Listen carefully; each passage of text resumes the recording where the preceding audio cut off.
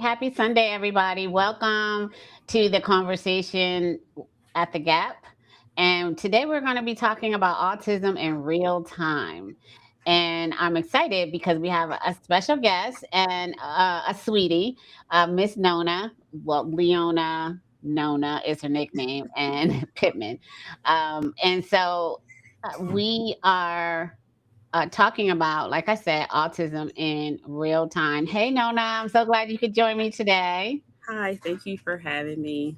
Of course. So I'm not reading nothing long. You're going to introduce yourself. Just tell us maybe like three things that you want us to know about who you are.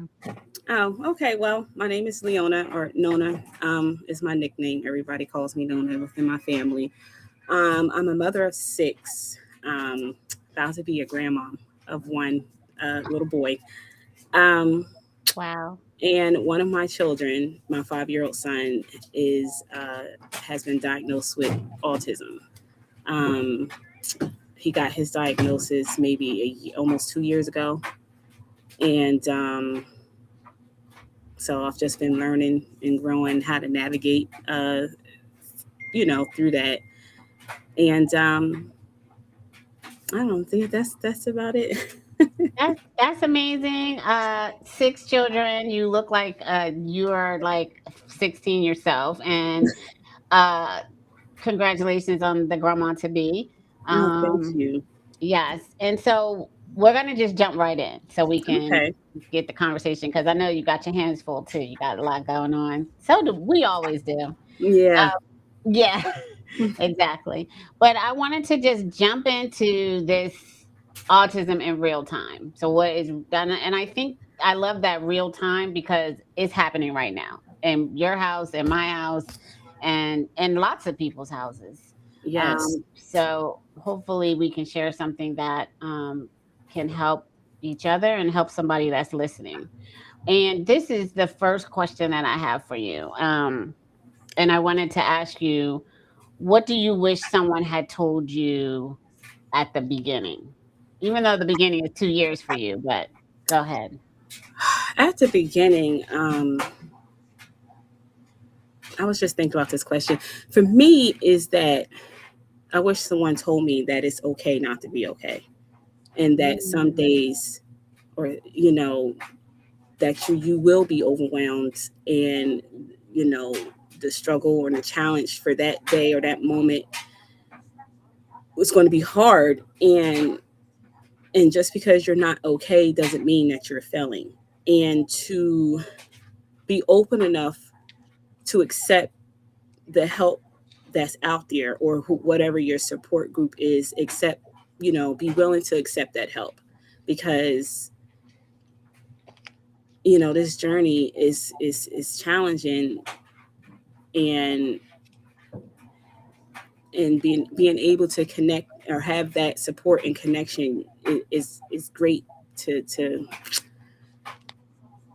be open to. You're not yeah. alone, and just be open to that help, and know that you're doing your best, even when you don't feel like you are. So you do that, you mute that, and I'm going to share this. Be open. So you dropped some gems already. So I had to start writing down notes so I can remember to share them. So accept help is one of the things you said, and that I love that. You're at 2 years in. I'm like at 18 years in, and I'm saying accept help is so powerful. I can tell you truthfully, just last week I'm searching for something and someone sent me like an email with a bunch of links to go to help me.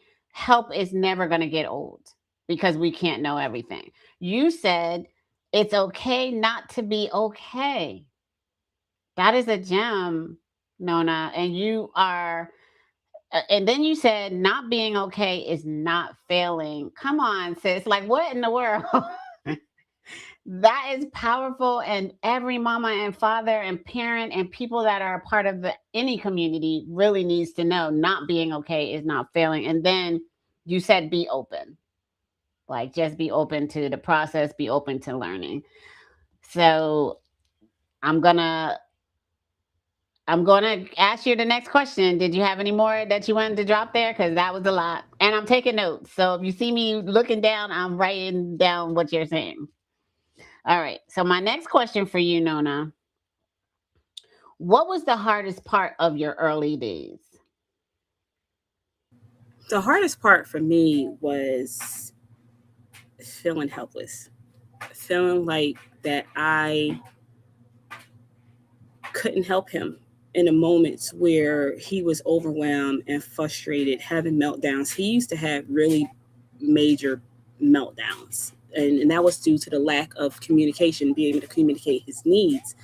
And, you know, as a mom, it's like you want to fix everything. And in those moments, I didn't know what to do, besides just be there in that moment. And it's still taking me time to realize that sometimes just being in that moment with him and showing him that I'm here for you, and I might not know exactly what to do right now, but you're not alone. Um, that was really hard for me because I could see the frustration in him and how, like, he would, like, he used to say he was sorry when he used to have meltdowns because Oh. he knew it was something that he couldn't even control himself. Hmm. And so that was really hard and heartbreaking, Yeah. because it was like, what can I do to fix this? So, Yeah. as me learning and us being in therapy, I feel like I got some better tools to help him in the moments, and the moments have definitely become less. So for me, Good. feeling, helpless was, the biggest challenge for me in the beginning. That is amazing in that you are saying you got therapy for yourself to be a better help to your son. That is important. And you definitely were present in the moment, because even when he was apologizing, you knew it was that he realized that he couldn't control his own meltdowns. And that's being in tune. You have to be in tune to even understand that. So Right. kudos. Yes. Go ahead. Um. No, but what else? But yeah, therapy definitely helped both of us. Is I definitely see the progress it's made with him and for me.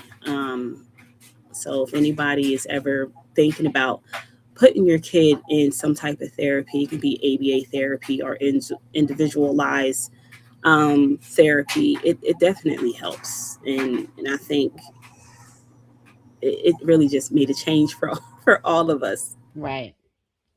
And when you say all of us, you're talking that the family, the household. Yes, for him, for me, anyone who's involved. My mom is a big support person in our lives for Georgie, and even like for me to relay certain techniques or strategies I can share with like his siblings and with my grandma, anybody who's has direct involvement with Georgie. So when I Hmm. say all, you know, that's what I'm talking about.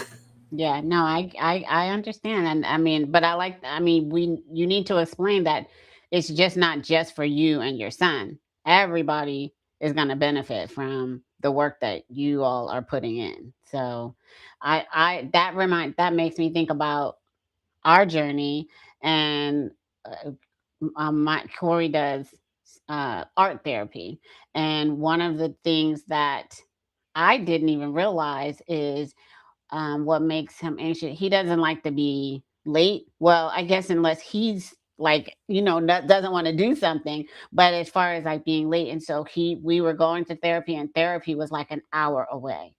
And one of the things that the therapist told me one day, she was just like, you have to come earlier. Like you have to come to therapy, even though I was like, we're there before it starts because if you're late, he can't get in. But she was saying, no, you have to. So she explained it. She gave us a task, and she was just like, maybe find a place in the area that you guys can go to a park and maybe have lunch. He loves Chick-fil-A. You can go have lunch. And then it's going to be so close to the therapy office that you can finish lunch maybe 15 minutes 20 minutes before session, and then you guys can like clean up and then come over to therapy nice and easy. And I thought she was judging me because I was being late, but honestly I took her, because we're learning. I don't know. And I was open, and she told me that we did it like the next week. We planned it. We went to the park. We had got Chick-fil-A, we had lunch, and we, got to the parking lot early enough to be able to sit in the parking lot. And then she came out and she waved and brought him in. Total different kid. He was a total different child. Like he got out of the car. He was like, all right, bye, and then he went in and he had a session, and she was just like, he was more attentive in the session. And I was amazed by how that simple thing made such a big difference. And like you were saying, everybody, like we all that would go on to go because it was so far away, everybody in the car, we all knew we're going to go have lunch, we're going to go spend some time, then we're going to go over to the session. And then after that, total different kid. So you have to be open. You can't, I could have been like, how dare she? Like, I'm barely getting over here. But yeah, so the therapy is very, very key. So my next question for you is, what are some small victories that mean the world to you? So some of our small victories, like in the beginning, was when he started to communicate um, his needs more, and it wasn't always verbal. It was like he'll take your hand and put it to what he wanted, or he would guide you to what he needed. He started allowing you in his personal space.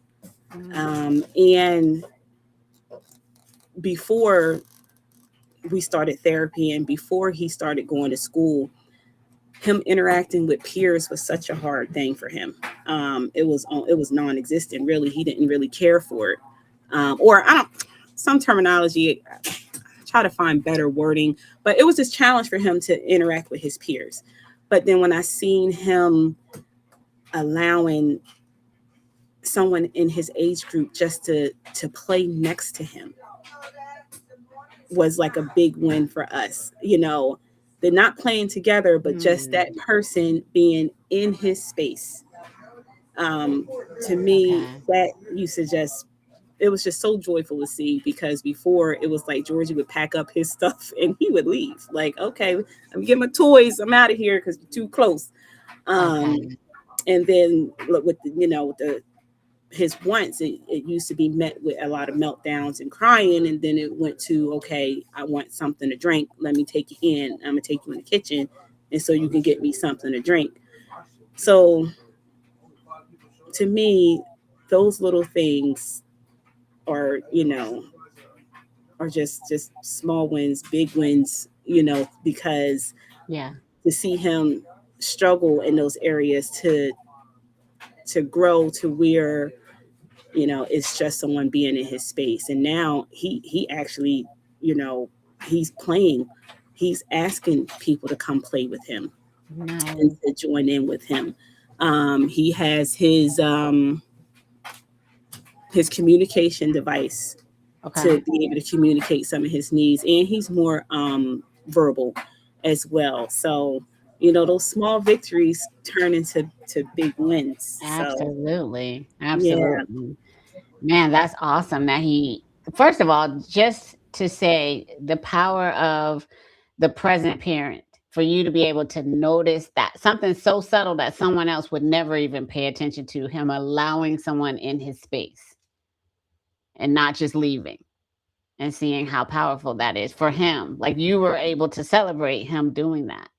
And I think where I would say in this conversation too, I want to celebrate parents because you really have to be in tune to those subtle, small, a smile where no one else would pick it up. Like you said, him not just getting up and packing up and saying, all right, I'm out of here, with his space and how important that is.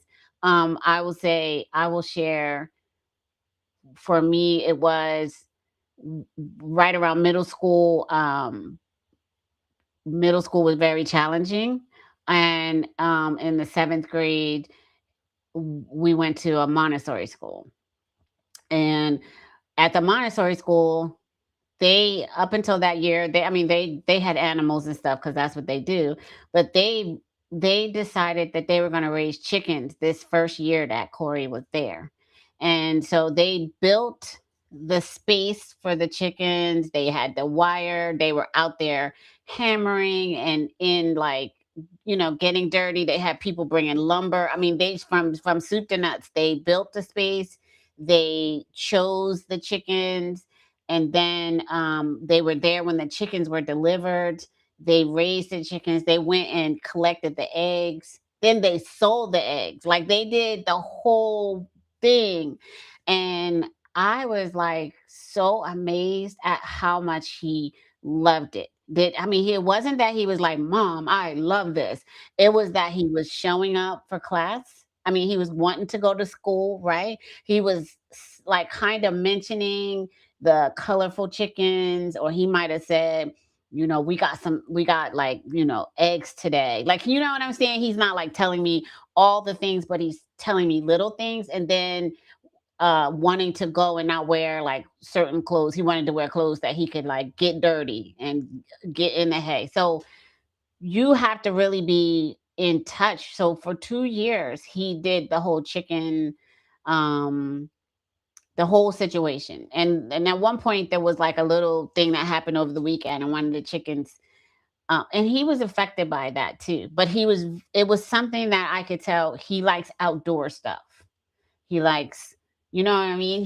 It. It was after being in such an intense situation at the middle school and going through all that, to go to change that and be outside and helping with the chickens growing, like being a part of that whole process, even selling it. Trust me, we had eggs every week.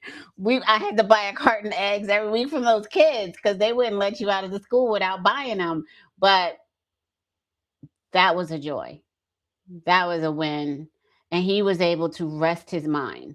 Like he was able to, calm down and not the hustle and bustle of like, thousands of kids in a class and walking down the hallway. It was a small school, not a lot of kids. And he needed the ability to be able to step back.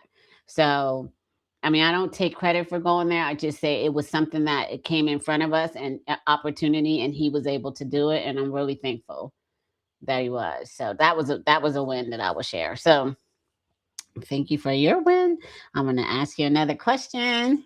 And what support systems have been most helpful to you? Okay, there we go. So the my mom is a really big support system for me. I can't imagine Georgie being with anybody else other than her Wow. because my grandma too. Um, Mhm. my grandma, she be teaching me some stuff because Georgie, she still has some meltdowns, and my grandma be like, I just let him go through it, and I'll sit here and wait until he's done, until he's ready for me, and then I'm here when he's ready. And I Right. gotta remember that because sometimes I be so like goal oriented, like, okay, Georgie, we got to get this done, we got to get that done. Sometimes that reminds me to slow down, Mhm. let him get through what he's going through, but be there for him.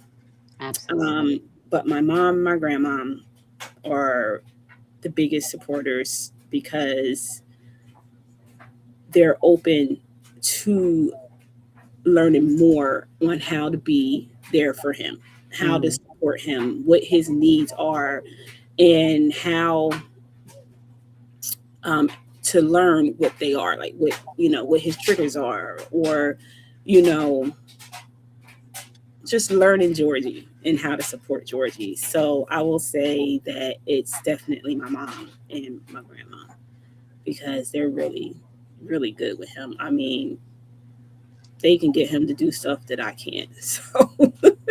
yeah, So it's them too. Yeah. that's amazing. Learning Georgie. That's Yes, it's key. because every day is something new. I think it's and to me it's like you keep trying and I pull from them because they have experience of just more experience than me as a parent in general. So having them in my corner is just a blessing within itself because it's being a parent is not easy in general, but then being a special needs parent, Yeah, it's like a whole nother so like a yeah, whole nother field. So it is. Yeah. You said a whole nother pill? field, like a whole nother like Yeah, section. yeah, And it is. but yeah, my mom and my grandma, they're amazing, and they're willing to learn and to support whatever it is that he needs and how to get him, you know, Yeah. through the day or the moment. Yeah, that's that is key. I mean, you said learning Georgie, that they are how to get him through the day and how to, they're helping him. And I think for anybody, and I will say this as encouragement for anybody that wants to be a part of the team, like they see they've got if they're in proximity and they see that they like I want to help, I want to support. The goal is it has to be someone who is open like that, who is willing to say, I'm going to learn what he needs, not how I think it should be, but what he needs. And I can say my sister, my mom, same.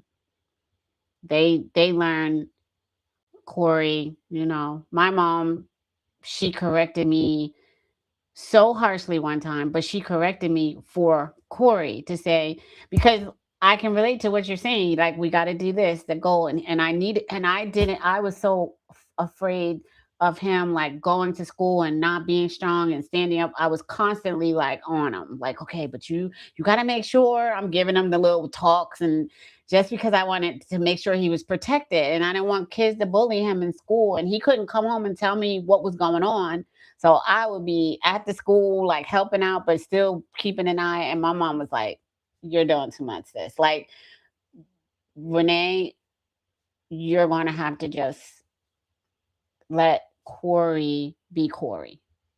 Like, she really like made me look at how I'm treating him. I was worried about how everybody else was treating him, but she was like, "You just gonna have to relax. He's gonna be fine." And my sister too. My sister is the same way. Like, they learn Corey. Go ahead.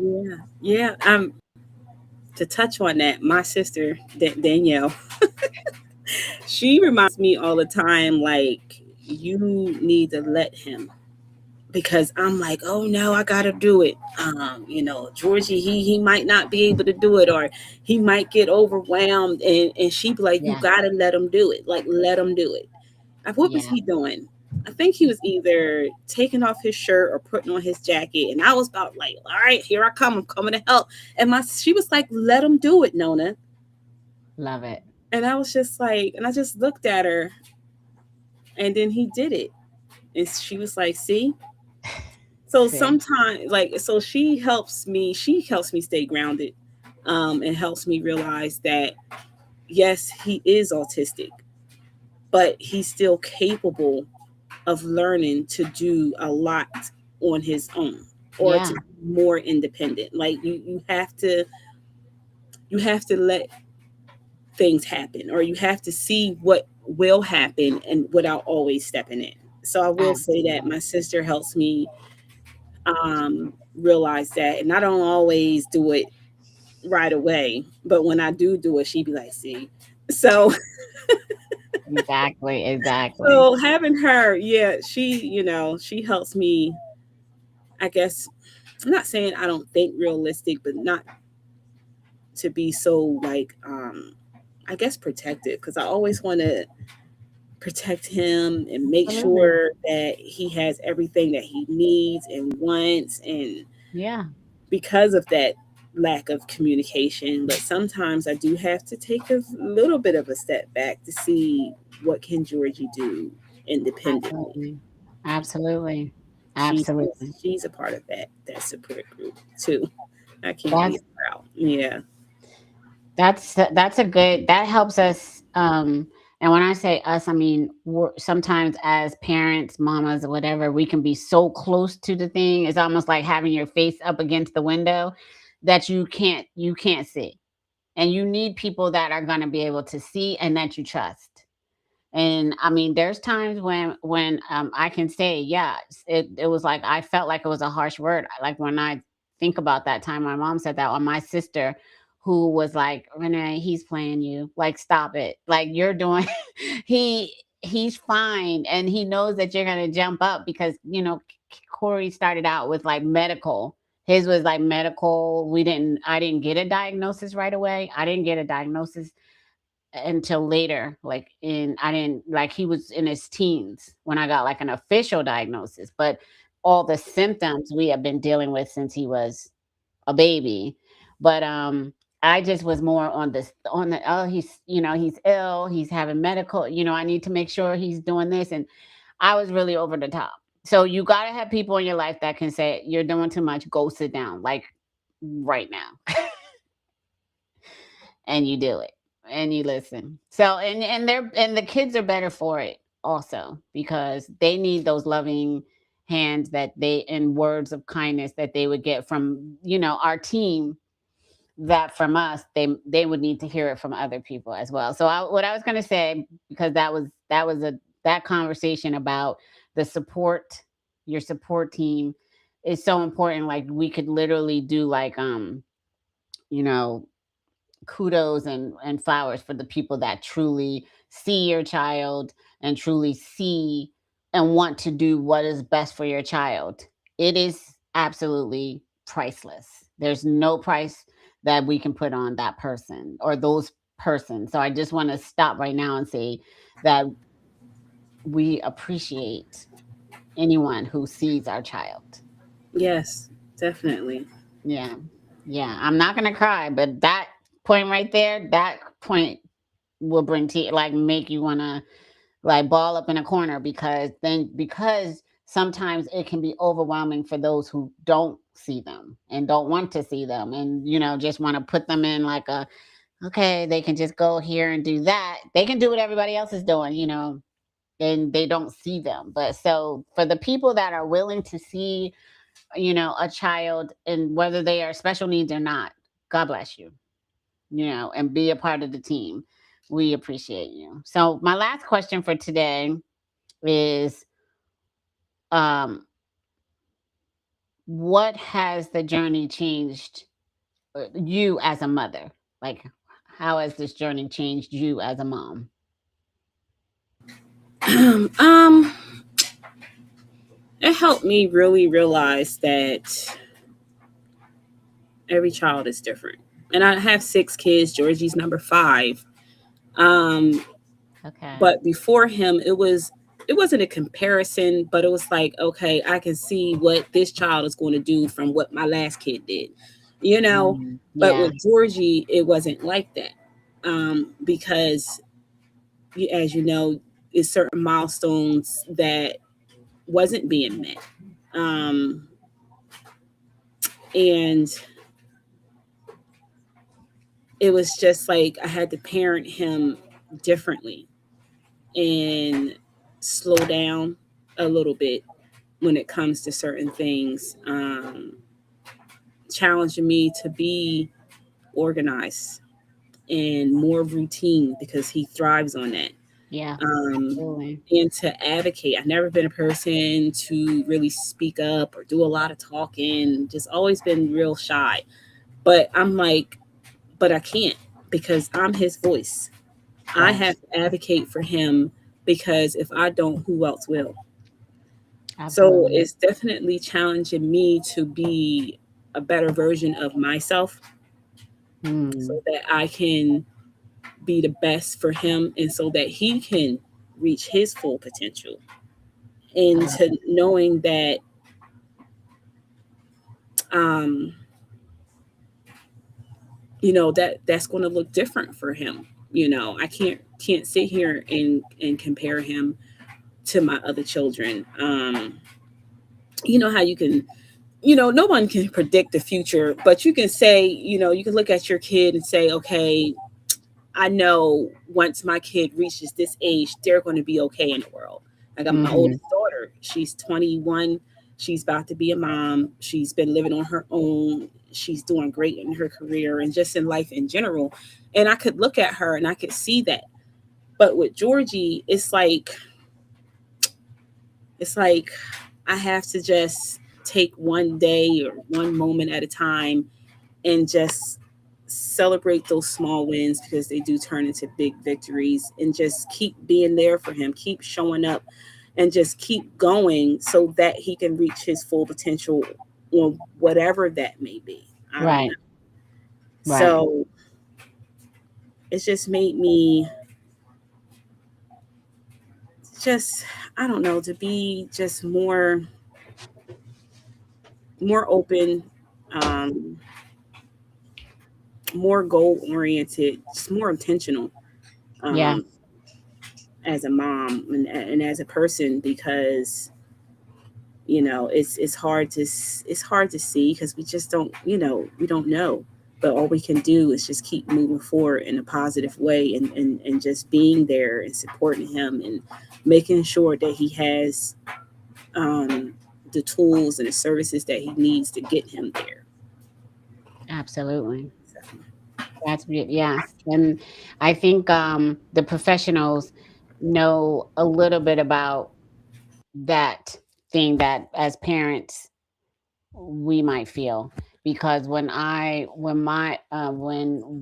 in Maryland and Corey was younger, I was a very strong community at Children's Hospital, and one of the first things that they we were invited to, and he was like 3, was a cookout, and they invited us to children and adults who had the same diagnosis as he had. He has a genetic disorder, and then, of course, um, all children that were on the spectrum. But it was both groups, and they were all at this cookout. And I could, even though my one, he might have been 2, he was little. They had children that were 15. They had children that were in high school, and they had moms who were parents, and they came, but they had the same syndrome, and they were there. And you will not, I was really surprised how powerful that was, because it gave me a glimpse, and I know they did it on purpose. It gave you a glimpse of, oh, well, he's 2 right now, but there's a child that's 10 that has the same, thing. And then, oh, there's a young lady, she was 17, and they were talking about how she did in school, but then when she got to high school, they were able to get her in a smaller classroom setting, and how she thrived in that setting. And then to have the adults, it gave hope, because it was like, okay, this my child is only 2, he's little, but he's gonna grow up, and some of those kids drove there. So, which I wouldn't even know to imagine that for him. I Because the diagnosis that when they're so young, it can be very devastating. I will say that it can be, if you can't imagine, if you can't dream ahead, if you but that gave me a vision for the future. And I would say, you know, now today, my son is 20 years old. He's going to be 21 next month. And my sister is like his person right now. This is his first semester in college. And I was super nervous about it because I wasn't able to be his person. She is his person. She makes sure about his school schedule and him getting to keeping his, it's still a lot of things are still important, being organized and being on time. But maybe like 2 weeks ago, and it was late, it was like 12 o'clock at night, and I had come outside, I came out into the living room area for some reason, and I see him, and I'm looking, and I'm like, what is he doing? He's on his laptop, his school laptop, and he's doing his homework. Like, it was 12 o'clock at night, but he was doing his homework. No tutor, no support person, on his own. And I mean, I'm I'm gonna not lie to you and say that that was a normal habit. He's always had tutor, since really since seventh grade, but always, you have the classes in school, you got the extra teacher in the classroom with you. He had a ton of support. So to see him at this table in the middle of the night, one light on his laptop, with his phone and his computer, and he's doing this assignment that he has to turn in tomorrow on his own, I it just took my breath away. And my sister, she's his person, and she's just like way different, than I am. Cause I'm just like, well, what's the assignment and what page do you have to do? And let's go in here and let's look. And she's just like, yeah, call me if you need something. And it's just not one way is better than the other. It's just that's just what it is right now. And so I can say there's win, that was a win. I celebrate that moment. I did not make any noise, and I walked the other way so he wouldn't even see me interrupt his moment. But I knew in that moment that I was like, oh God, that's amazing. It doesn't, it means those, you have to celebrate the small wins, because if you let other people say, yeah, but he still needs help and you still have to get this and you still, well, yeah, so what? But you got to be able to celebrate, you Yeah, know. you do. You definitely have to celebrate those small wins. Yeah. Might not seem you know big to someone else, but for us, those they are. Um, they are, and like you were saying, how you seen other when you got to meet other people in the same boat as you, and it does give you hope. I love meeting other um, families or other individuals that are older than Georgie and seeing where they are Mhm. now versus how they started. One day we was at the grocery store and I was buying a whole bunch of Red Baron pizzas because that's the only pizza Georgie will eat. And the cashier, he was like, "Did you know that it was this other brand that's on sale?" And I was just like, "Yeah, but I gotta stick to Red Baron." I was like, just chatting it up. He was like, "My son is autistic, so this is literally the only brand he will eat." And he was like, "I'm autistic too, and I used to be like Really? that too."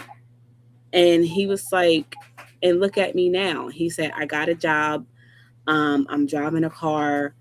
And he was like, and the key was that my mom just kept pushing me, kept Mm. putting me in therapy. She just kept going Mhm. so that I can reach my full potential. And he Mhm. was like, if you just keep going, things can look different, Absolutely. So, and to me, that meant a lot because it's just like, I can see where Georgie's potential can be, Mhm. and that, I don't know, that just, like you said, it just gave me hope. And I have a lot of hope, but when you get to actually see it within someone else, Yeah. it's just even better Yeah. Yes. Yes. You can store because it it makes up. me feel like, you know, that the things I'm doing now is on the right path. Like we're on the right track Yeah. because I see someone else just shared with me that they used to be where Georgie is, and look at me now Mm. because his family, his mom stayed on that path and stayed with him, Yeah. got him to his full potential. So I love it. that's always such a blessing to meet someone else who's where you are, where you've been. Yep. Absolutely. Absolutely. Okay, Nona. So we did really good. We had a goal of our time. We're only like 10 minutes over. So what's a final word for today that you would like to share? It to me is be open and keep going, and you're stronger than you think. Um, this journey it can be challenging, but if you stay open and hold on to your support group and stay on track, you can, get your kid to where they or where you want them to be or where they're going to be or should be in life, if that makes sense. Yes, it does. It does. That's good. And that's you're gonna end you're our final word today. I'm really glad that we okay, I want you to lean forward so I can see your face. I can't see you. There you go. Are you doing something? I know you have things that you're doing, so I get it. So I'm gonna say this to everyone. Thank Yeah. you, Nona, for joining me today. Um, we're going to have this conversation, you all. You're going to see us again. We're not going to just have a one off. And then we're going to have some other parents and those that are in the community join us. And I really appreciate the space to be able to share, in real time what is happening. Because I saw a post, and I'm going to end with this. I saw a post that went over social media today about a child. I don't know what their age was, but they didn't get invited because of their diagnosis to a school event. And just like Nona's face is like, oh my gosh, like any parent. And I'm not going to even, I mean, it's because we're talking about this today. I will say it'll make you pause because I know what it feels like. I can tell Nona, her face, she knows what it feels like. It does not feel good for someone to not invite your child, to not include your child, to for them to not be invited. It just seems, now if I choose not to bring them because that's one thing, but to not invite them because that's just mean, it's cruel. And it doesn't just, that child might not even feel it as much as the parents and the family and the team around that child. Those are the people that really are even more affected, but the child too. So I know that it went around and people were reposting it, which I pray that a lot of that means becoming more sensitive to something like that.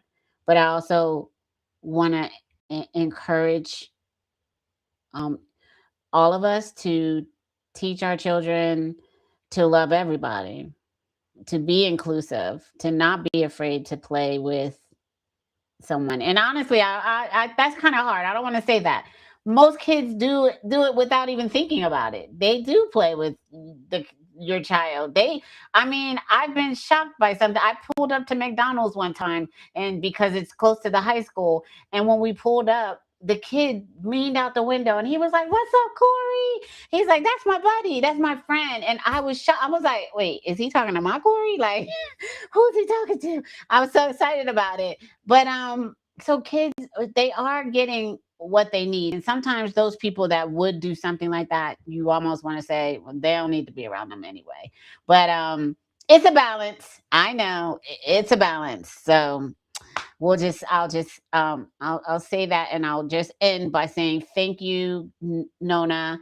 Thank you for sharing your journey today. We're going to hear more from you. And I love that you had so much. I have like a list of notes here that I took from some of the nuggets that you shared. So powerful. I've known Nona forever and a day since she was in her mama's womb. I've known her forever. Seriously. And I will say this, I just remember seeing you one time. You were babysitting or working somewhere at Willingboro at like a daycare center or something down there where the McDonald's was. And and I don't know. Even then I was just very impressed because you just the way that you were thinking and how you were moving about your life to me was very I was very impressed and encouraged by that. So I won't be surprised if you're on a big stage advocating for our babies. I won't be surprised if you're teaching moms and dads how to, like you said, accept help, how to be okay not being okay. And you are going to encourage a lot of us, because I'm encouraged by you today. A lot of parents and a lot of us that need a fresh word from a young, fresh face that's out there working. And so stay encouraged. You Thank you stay so encouraged. much. You're welcome. You're welcome. So that's all I got for today. Thanks everybody for joining us. This is The Gap. And you'll hear back from us. We'll be back next Sunday at 5.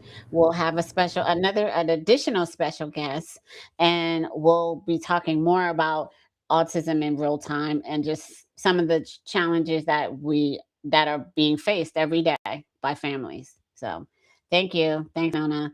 Thank Stay right, you. stay right there.